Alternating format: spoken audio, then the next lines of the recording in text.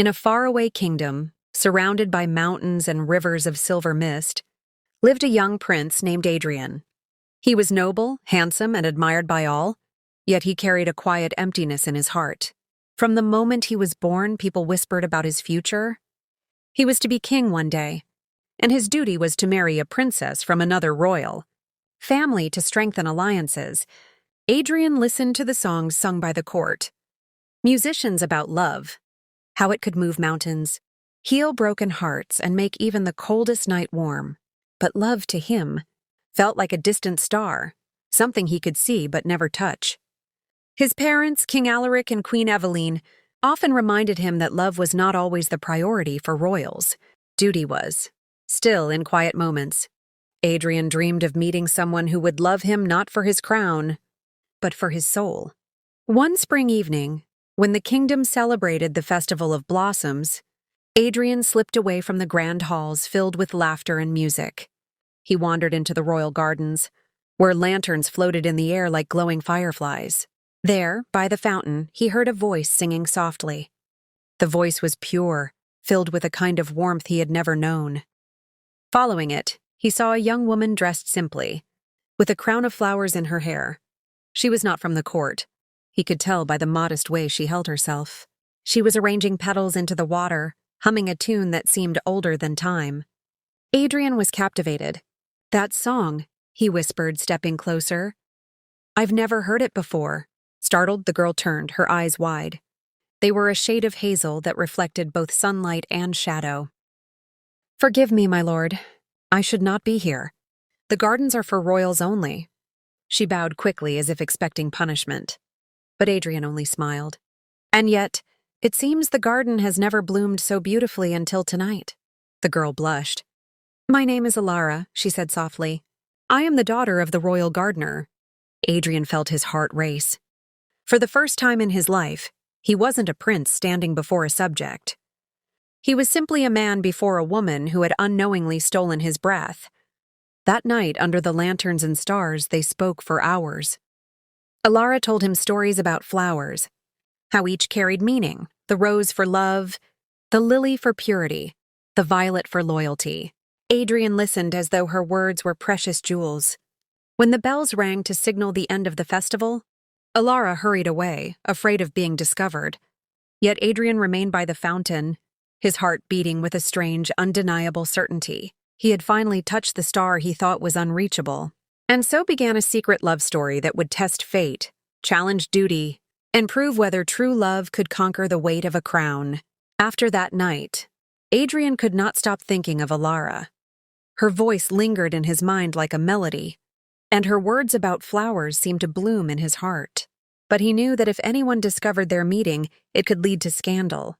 A prince was expected to marry someone of equal rank, not the daughter of a gardener. Still, his heart longed for her, and he found himself returning to the royal gardens more often. At first, Elara kept her distance. She was shy, cautious, and aware of the dangers. "If anyone sees us, you could lose everything," she whispered one evening as they walked among the roses. Adrian shook his head. "What good is a crown if I cannot choose whom my heart belongs to?" Elara smiled sadly. "You are brave, my lord, but the world is not always kind to such bravery." Despite her warnings, their bond deepened. They met at dusk, when the golden light painted the garden with shadows. Adrian brought her books from the royal library, and Elara shared with him her secret: sketches of flowers and dreams of seeing lands beyond the kingdom. He admired her not only for her beauty, but also for her wisdom and courage. Yet their growing closeness did not go unnoticed. One evening, as Adrian returned from the gardens, his younger sister, Princess Celine, confronted him. She was clever and perceptive, always watching more than she spoke. "Brother," she said softly, "your smile gives you away." "Who is she?" Adrian hesitated, but he trusted Celine with his life. "Her name is Elara. She is unlike anyone I've ever known." Celine's eyes sparkled with mischief, but she placed a protective hand on his arm. "Then guard her well.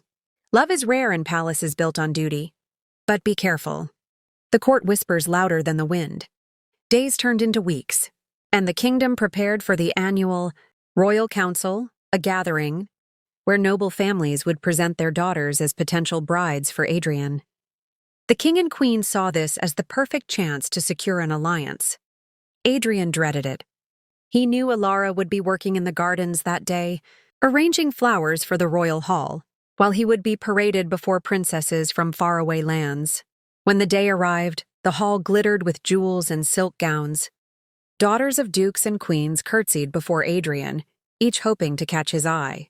But his gaze kept drifting toward the back of the room, where Elara quietly placed vases of lilies on the tables. Their eyes met for a brief moment, and in that silent exchange, Adrian felt the truth. He could not pretend to love anyone else. Later that night, when the guests had gone, Adrian found Elara by the fountain once more.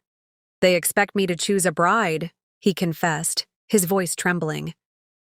Elara looked down, her hands tightening around the flowers she carried. "And you must, for your people." "No," Adrian said firmly, lifting her chin so their eyes met. "I must choose for my heart, and my heart chooses you." For a long moment, the garden held its breath. Elara's eyes filled with tears, of fear, of hope, of love unspoken. And though she said nothing, her silence was an answer louder than words. The night Adrian confessed his love for Elara, the world felt still, as if even the stars were listening. Yet reality soon returned. Love was dangerous for a prince and a gardener's daughter. Every step they took together had to be hidden behind shadows, every word whispered under the cover of night. Elara struggled with her feelings. She loved him deeply, but she feared the consequences. "What if your parents find out?" she asked one evening. "What if the council discovers the truth?" "They will not forgive me, Adrian. They will say I deceived you." Adrian held her hands firmly. "Then let them speak. I will never let them take you away from me." But fate was already moving faster than their promises. One afternoon, as Elara carried flowers through the palace corridors, Lady Vivienne, a high-ranking noblewoman with ambitions for her daughter to marry Adrian, spotted her. With sharp eyes and a sharper tongue, Vivienne noticed the soft glow on Elara's face and the nervous glance she exchanged with the prince. Suspicion sparked in her heart, and she began to watch more closely.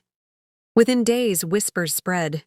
Servants spoke of secret meetings in the gardens, of stolen glances between the prince and the gardener's daughter. By the time the rumors reached the queen, they had twisted into accusations. Elara had bewitched the prince with charms and songs, stealing his heart away from duty.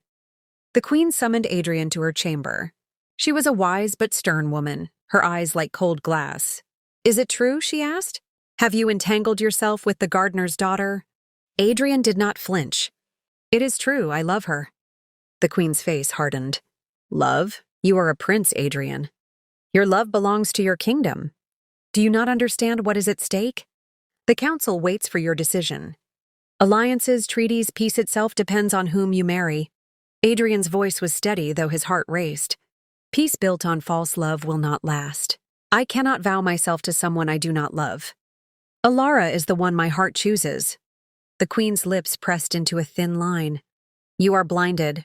You will destroy everything your father and I have built." Word soon reached Elara. She was summoned by the guards to the palace hall, where nobles gathered with disapproving glares. Lady Vivienne stepped forward, her voice dripping with poison. "This girl has deceived the crown. She has no title, no fortune, no bloodline. How can she dare dream of becoming queen?" Elara trembled but stood tall. "I never sought his crown," she said softly. "I only gave him my heart." Adrian, who had entered just in time, placed himself before her. His voice rang clear through the hall. "Then it is enough. If her heart is mine and mine is hers, no crown, no council, no law can change that." Gasps filled the chamber. The council erupted into arguments, nobles shouting about honor, tradition, and betrayal. And in that storm of voices, one truth became undeniable. Adrian and Elara's love was no longer a secret. The palace had never been so divided. Half of the council demanded Elara be banished from the kingdom at once. The other half, though quieter, respected Adrian's courage and believed the prince should follow his heart. The king and queen stood at the center of it all, torn between their son's happiness and their duty to the throne. To settle the matter, the royal council declared a trial. not of law, but of worth. Elara would be tested, not as a commoner, but as a woman who could potentially wear the crown. If she failed, she would be cast out, and Adrian forced into marriage with a princess of noble birth. When Elara heard the verdict, her face turned pale. "Adrian, I cannot do this," she whispered. "They will never accept me. I know nothing of court politics or ruling kingdoms. I am just the gardener's daughter." Adrian took her hands, his voice firm but gentle. "You are more than that. You have wisdom, kindness, and strength they cannot see. If you walk into that hall with me, you will not walk alone." The day of the trial arrived. Nobles filled the great hall, eager to witness her failure. The tests were cruel in their design.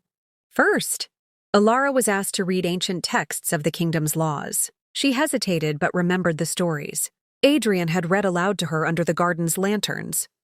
Piece by piece, she answered with quiet confidence, surprising the scholars. Second, she was questioned about diplomacy. Lady Vivian sneered. If two kingdoms stand at the edge of war, how would a mere gardener's daughter keep peace? Elara thought carefully, then replied, "Wars are like weeds. They grow when neglected. Peace, like a garden, must be tended daily with care and honesty. If leaders treat each other as neighbors rather than enemies, no war need take root." Murmurs of admiration swept through the hall. Even some who opposed her found wisdom in her words. Finally, she faced the harshest test: character. A chest of gold was placed before her. "Take this," one council member said coldly, "and promise never to see the prince again. Secure your family's future and walk away free." The hall grew silent. Everyone expected her to reach for the gold. But Elara stepped back. "If I wanted riches, I would not have given my heart to a man whose crown I never desired. I seek no gold, no power, only love." Adrian's chest swelled with pride. And even Princess Celine, watching from the shadows, smiled. The council could no longer deny it. Though Elara was not born noble, her spirit shone brighter than any jewel. Yet not everyone was convinced. Lady Vivian hissed with fury, whispering promises of vengeance. That night, after the trial, Adrian held Elara close beneath the stars. "You proved them wrong," he said. Elara rested her head against his chest, whispering, "No, Adrian. We proved them wrong, together." But their journey was not over. For the greatest test still awaited them, the king's final decision. The trial was over, but the kingdom still held its breath. Elara had won the council's respect, yet their approval alone was not enough. The final word rested with King Alaric, a ruler known for his wisdom, but also for his unshakable loyalty to tradition. The next morning, the great hall filled again. Nobles, knights, and servants crowded in, eager to hear the king's judgment. Adrian stood proudly beside Elara, refusing to step away no matter how many disapproving glares met him. The queen sat silently, her hands folded tightly in her lap, her eyes unreadable. King Alaric rose from his throne, his voice steady as thunder. "My son, my people," he began. "A prince's duty is to his kingdom. For centuries, our family has upheld alliances through marriages that protect our land. And now, the question stands. Will Prince Adrian follow tradition, or will he defy it for love?" The hall fell into a tense silence. Adrian took a step forward. "Father, I love this kingdom, and I would give my life to protect it. But how can I lead my people with truth if I cannot even be true to my own heart? Elara is not of noble blood, but her heart is noble. She has proven it to you, to the council, and to me. If you deny her, then you deny the very meaning of honor." Gasps echoed, but Adrian's voice did not waver. "If I must choose between the crown and Elara, then I choose her." Elara's eyes widened in shock. "Adrian?" she whispered, tears gathering. The king's face darkened. Murmurs filled the hall: rebellion, disgrace, betrayal. But then, as silence returned, the king's stern expression softened. He studied his son, then turned his gaze to Elara, who stood humbly yet unbroken. Finally, King Alaric spoke. "Adrian, when I was a young prince, I too was told whom to love. I obeyed. I married your mother, and though I grew to respect her, it was not love at first. I never wished the same burden upon you. I only feared the kingdom would suffer if you followed your heart." He paused, his voice growing gentler. "But today, Elara has shown courage, wisdom, and loyalty greater than many who wear crowns. Perhaps the strength of a kingdom lies not in titles or bloodlines, but in the purity of its leaders' hearts. The hall erupted into astonished murmurs. The king lifted his hand, silencing them. "So I declare, Adrian shall wed Elara, and she, though born a gardener's daughter, shall be recognized as worthy of the crown." Elara gasped, covering her mouth as tears of relief spilled down her cheeks. Adrian embraced her, his heart soaring. Cheers rose from the younger nobles, while others bowed reluctantly, accepting the king's command. That night, lanterns once again filled the gardens. This time they did not hide. They danced openly under the stars, their hands clasped, their hearts free. And so, the story of Prince Adrian and Elara became legend, a tale of royal true love, not bound by tradition, but strengthened by courage. For in the end, it was not the crown that defined them, but the love that made them truly royal.